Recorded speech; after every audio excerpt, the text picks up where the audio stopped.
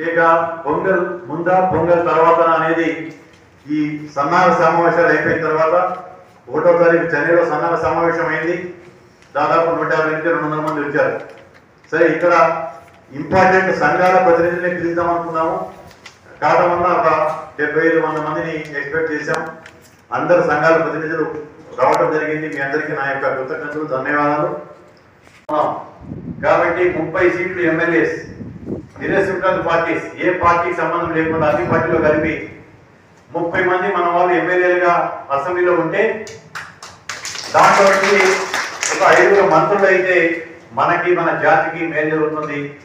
దీనివల్ల ఇప్పుడు మేము వచ్చి ఇక్కడ కృషి చేస్తుంది, మేము వచ్చి ఇక్కడ కష్టపడి చేద్దాం అనుకుంటుంది కూడా మా యొక్క స్వార్థం ఏంటంటే ప్రత్యక్షంగా తమిళనాడులో ఉన్న కమ్మవారికి మేలు జరగాలి, పరోక్షంగా ప్రపంచంలో ఉన్న కమ్మవారందరికీ కూడా ఒక ధైర్యం వచ్చి తమిళనాడులో మన వాళ్ళు 10 లక్షల మంది మీటింగ్ చేశారంటే పరుగున్న కర్ణాటక, ఆంధ్ర, తెలంగాణ, ఒరిస్సా, గుజరాత్, అమెరికాలో ఉన్న వాళ్ళు కూడా సంతోషపడతారు. మన జనాభా ఎంత ఉంది, మన బలం ఎంత ఉందంటే అందరికీ ఒక ధైర్యం వస్తుంది. ఎస్, మనమేమి బలహీనం కాదు, మనకి ఇంత బలం ఉంది, ఇంత బలంతో మనం చూపించుకోవాలనే దాని మీద ఈ యొక్క బల ప్రయోగం అనేది అనకపోయినా కానీ మన బలాన్ని చూపించాల్సిన అవసరం